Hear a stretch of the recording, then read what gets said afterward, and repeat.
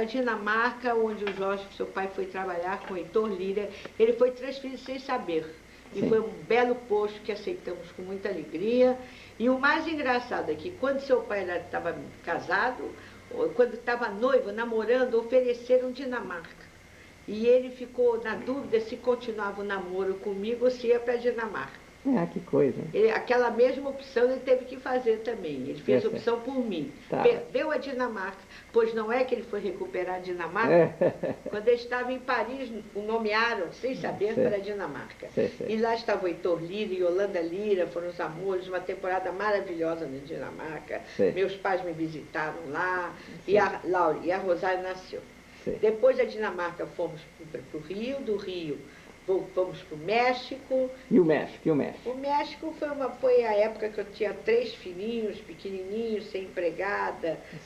Foi muito bom de um lado, mas uma temporada um pouco difícil. Depois do México... Vocês estiveram em Miami também? Passamos em Miami, ficamos uns 2 meses só em Miami. O Jorge foi nomeado para um serviço provisório. Serviço provisório. Levou a família toda.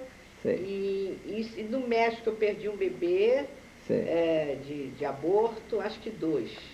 E em Miami também, que eu estava esperando o bebê, perdi um.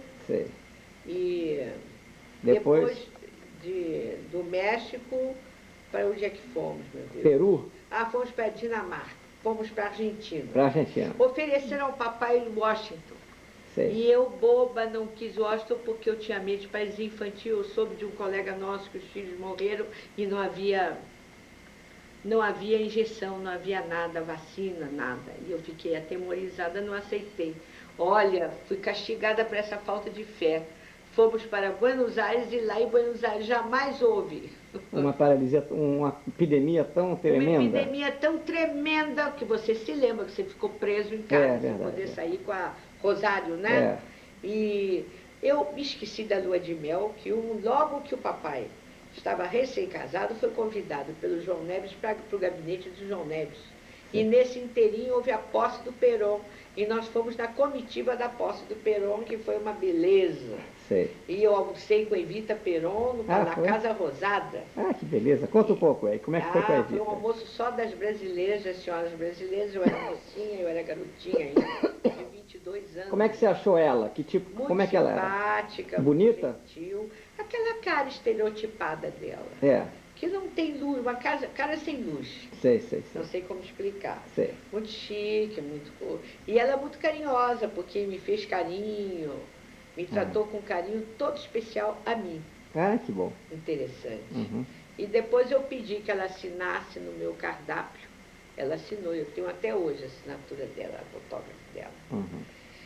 Depois de Buenos Aires, Peru. Em Buenos Aires sofremos muito por causa da paralisia infantil.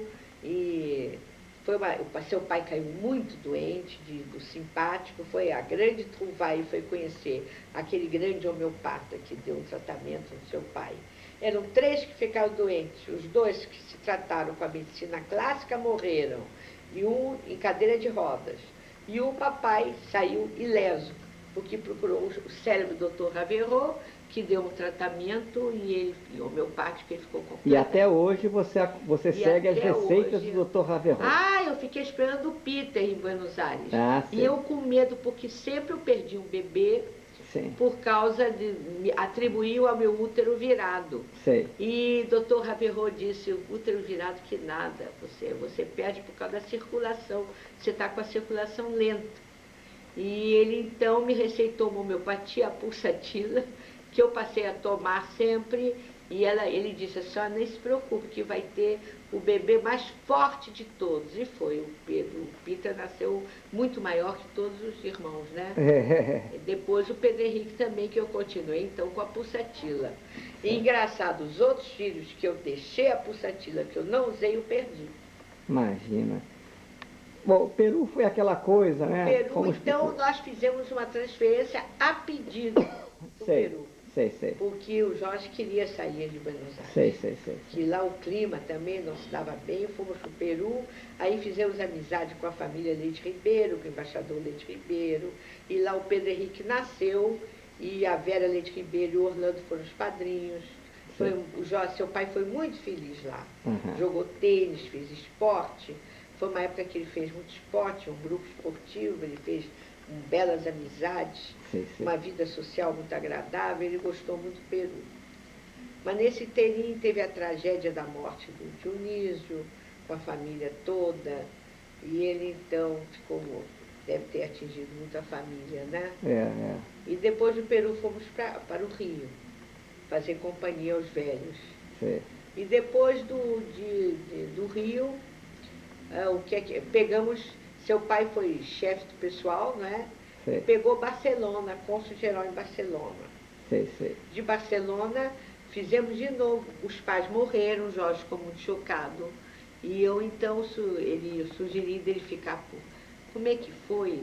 Ele queria estar estar com a família, ou estar com os pais ainda, em vida. Então eu sugeri dele pedir de novo uma transferência. Ele pediu e nos mandaram para Montevidéu. Ele foi congelar em Montevidéu, alugamos uma casa magnífica. Parece que vocês gostaram muito. Foi. Vocês foram felizes em Montevidéu? Muito felizes. Tinha que ser, o Jorginho conheceu lá sua primeira mulher. E depois de Montevidéu fomos para Cape Town, que foi uma temporada também muito agradável. Muito agradável. Família, é verdade. Bela experiência africana, que era o continente que nos faltava, a África. Tivemos a sobremesa da África. Sendo que, como sobremesa da África, seu pai representou o Brasil na independência de Lesoto, e fomos Jorge e eu aos festejos da independência de Suazilândia, que foi uma beleza. Pena não haver filmes para filmar, porque aqueles guerreiros todos cantando aqueles hinos guerreiros, de você ficar toda arrepiada, parecia que você ia ser comida viva por aqui.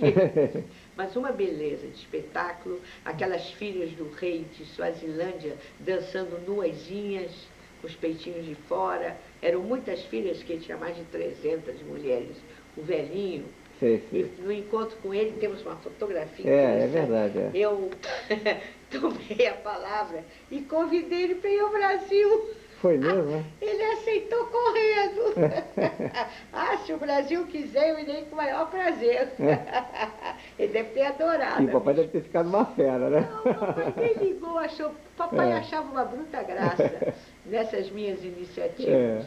E o homem adorou também, adorou. Eu tive esses encontros assim interessantes com certas autoridades. África do Sul. Além dessa experiência de festejos de países novos, independentes, atravessamos a fronteira com Moçambique, conhecemos Moçambique, tivemos uma experiência ótima, hospedados num esplêndido hotel, que nos fazia muito lembrar o Hotel Copacabana, aquele sistema clássico.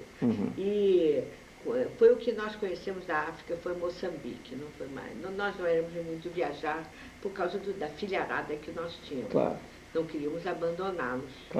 E depois de Cape Town, voltamos, não foi? Foi. Voltamos, é verdade. E aí foi muito interessante, porque o Guilhom havia recomendado o papai para ser chefe. O Guilhom, que foi chefe do DA, recomendou o papai para ser chefe do DA. E ele estava se falando, o papai ser, quando o Zósimo me publica, e o Magalhães Pinto, velho pirracento, quando soube que já estava saindo nas colônias sociais a nomeação, ele cortou. Como é que o colunista sabia antes que ele, pensou que fosse indiscrição do seu pai, fatalidade, e deixou o papai gramando meses sem nomeá-lo para nada. Imagina, hein? Mas aí eu me peguei com as minhas rezas, e o papai um dia foi chamado para escolher 3 opções. Ele chefiar a divisão comercial, chefiar uma outra que eu não me lembro, cerimonial. E ele disse, pensei na Mary, que a Mary não gosta muito dessas coisas, que a Mary é muito sociável, então ele escolheu o cerimonial por minha causa. E eu, coitado, ele pensando em mim, eu pensando nele. Eu fiquei disse, não, que bobagem, você devia ter escolhido a divisão comercial, que é tão importante e tal. Quer dizer, cada um pensando no outro, não é? Mas ele foi recompensado porque nesse interim morre fomos muito convidados aqui, depois ele morreu o Costa Silva, e veio o Médici, e o papai foi chamado para... ser chefe do cerimonial da presidência? Não, para fazer a posse do Médici. Não, para se encarregar justamente do enterro do Costa, se não me engano, do enterro não, o enterro foi um fracasso. Para a posse. E ele foi brilhantíssimo na posse, brilhantíssimo. E foi interessante que na hora da posse eu fiquei naquela igreja Santa Margarida Maria, diante daquela imagem de Nossa Senhora de Fátima, aquela Nossa Senhora que está lá, eu acho que é Nossa Senhora de Fátima. E rezei o tempo todo da posse. Depois o Jorge me disse que parecia que tudo corria sur les roulettes, parecia que uma mão invisível dirigia tudo. E a posse foi uma perfeição, e o Médici ficou entusiasmado e convidou o Jorge para chefe do palácio. Aí foi aquela temporada de glória, de triunfo, frequentando aquela intimidade do presidente, do palácio, vocês todos. E vocês já estavam formados, né? Vocês estavam... E desse interim, nossos filhos fizeram Rio Branco, brilhantemente, Raul, Jorginho. Nesse interim estávamos já encaminhando os filhos. E Brasília podia ter sido o paraíso se não fosse o desastre que o Pedro Henrique sofreu, o que fez com que eu entrasse muito no campo espiritual, fiz muitas promessas, tive que cumprir promessas. Uma das promessas foi reunir amigas em casa para rezar o terço e começar nos cenáculos, que muito sucesso. E eu me afastei aí um pouco da vida social. Tinha uma vida social misturada com... Até não me afastei, ao contrário, foi insuflada a vida social. Comecei a conhecer muita gente do Senado, da Câmara, que o pessoal do Itamaraty não frequentava muito. O cenáculo, quem frequentava era a Diná. A Diná de Queiroz. Porque o Itamaraty não apoiava, quem sabe a irmã do Sete Câmara também frequentava, que era casada com diplomata também. E o resto tudo eram senhoras de governadores, senhoras de deputados, senhoras de generais, eu nem me lembro o nome de todas elas. E foi um sucesso o cenáculo. Depois eu comecei a seguir cursos, ia lançar, então, novos cursos, abrimos fomos pioneiros, não é? Abrimos um caminho novo para as atividades das pessoas. E também você teve um desempenho artístico na peça As Mulheres, com a Dulcina de Moraes. É verdade, apareceu a Dulcina, e a Dulcina procurava um grupo para representar as mulheres. Eu fui convidada para representar o papel principal, que era da Mary, tanto é que a Pomona Politi me chamava de Mary Mary. Foi um sucesso tão grande que a Dulcina queria fazer uma excursão por todo o Brasil com essa peça conosco, e eu não recusei, não aceitei. E fala mais um pouquinho. Aí o papai, ele me arrumou para ensinar na Universidade de Brasília, e eu recusei também, porque eu disse, eu vou me dedicar com os filhos dos outros, quando eu não tenho nem tempo de me dedicar aos meus. Eu prefiro dedicar aos meus. Me concentrar nos meus. Escuta, mãe, então aí... E assim mesmo já eles ficaram um pouco soltos, eu soube agora quanta loucura que fez o Ricardo. Não, mas isso daí, aquele tempo, toda a juventude era um pouco assim. Pois é. E aí a religião, professor Lauro? Sim, aí eu entrei no curso de metafísica do professor Lauro. Ele tinha uma técnica moderna de Raja Yoga, me entusiasmei, toquei para frente. Tinha a operação espírita que o Ivaninho fez no Pedro Henrique. Então eu me adentrei em muitos assuntos que eram novos para mim. General Uchoa. O professor Lauro, eu ouvi dizer que ele era o rei do magnetismo. E eu descobri que na Terra, eu acho que não há ninguém que conheça tanto o magnetismo como ele. O que me faz pensar que ele me disse que os instrutores dele nunca foram da Terra. Logo ele deve ter tido contatos, qualquer coisa. E já o Showa, que tinha mania de discos voadores, e nós íamos nos reunir em lugares nos arredores de Brasília, inclusive seu pai, para esperar os discos voadores. E um dia o papai, coitado, com aquele Mercedes novinho, andando por estradas horríveis, ele saiu depois de uma madrugada inteira esperando o disco voador, não aparecia nenhum. Então o Jorge saiu a fé dizendo, agora pode aparecer uma esquadrilha de discos voadores, você não me convide porque eu não vou. Foi uma temporada rica em experiências. E mãe, qual foi o papel da religião na sua vida? Foi um papel fundamental, não é? Desde criança eu tenho a impressão que eu devia trazer certo lastro de outras encarnações. E engraçado, dizem que nós temos uma mescla de muitas influências, porque eu tive a mescla da influência social, porque eu gostava de vida social e eu tinha, mas não, era uma vida social inocente a minha, porque eu não participava de certas frivolidades, não é? Claro. Eu gostava de música, de arte, de teatro. Você sempre foi muito estudiosa. Qual foi o papel do estudo na sua vida? Tive muita facilidade, quer dizer, desde criança que eu tive muita facilidade para estudar, estudei com muita facilidade. Tive notas brilhantes, sempre uma aluna brilhante. Você foi sempre primeira de turma. Eu estudava com facilidade, sem dificuldade. E sem muita ambição. Quando eu deixava de ser primeira, mudei de colégio, saí da Tijuca, onde eu era interno, Sacré-Cœur da Tijuca, fui para o Sacré-Cœur do externato, mudei de técnica, mudei de professores, mudei de colegas, já não ocupei aquele lugar brilhante que eu tinha na Tijuca, eu também não me incomodei a mínima. E depois teve uma época que eu estava fazendo cultura inglesa, por influência do meu pai. Estava fazendo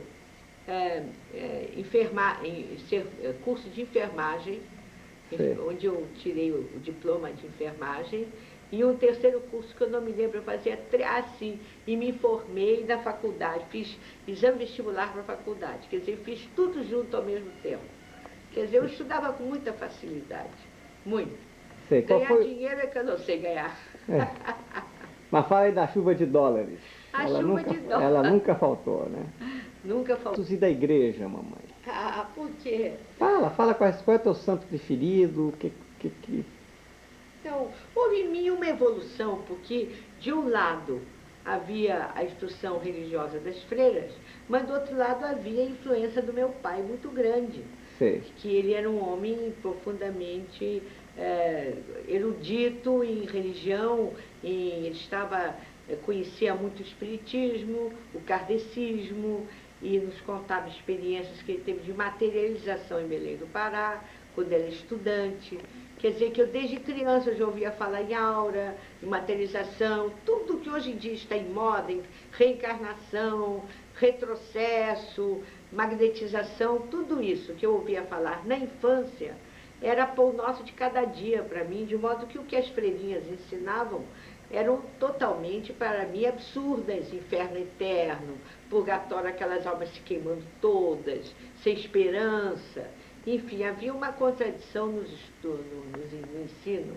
De um lado, o ensino religioso do catolicismo antigo e do outro lado, aquele aprendizado super moderno que meu pai me dava. Claro. Super evoluído, não é? E as religiões orientais, que você depois começou a ler tanto isso? Também papai falava, na yoga. Isso. E eu então, um dia, eu li uma frase que me marcou muito, muito mesmo. Quando dizia, os livros são muitos e o tempo é pouco. Então escolha o que ler. Então eu comecei a aprimorar, não perdia tempo mais com ficção, comecei a aprimorar minhas leituras, comecei a aprofundar. A selecionar melhor. Selecionar cada vez mais em termos já de metafísica, de filosofia. Quais foram os grandes escritores indianos que você... Yoga, então, eu comecei a estudar, comecei com Ramacharaka, que no fundo depois soube que era um lord inglês, americano, lord inglês, que ele começou a publicar umas sínteses de yoga muito excelentes. E eu li todos os livros de yoga do Mahasharaka. Depois eu soube que ele era um lord inglês que queria vir, que queria divulgar os livros nos Estados Unidos, não conseguia porque ele colocava o nome dele em inglês. Comentou que ele pusesse um nome hindu, Ramacharaka, aí foi de vento em popa. Mas isso não me impressionaria jamais, o livro sendo bom. Então eu comecei a me aprofundar em yoga com os livros do Ramacharaka.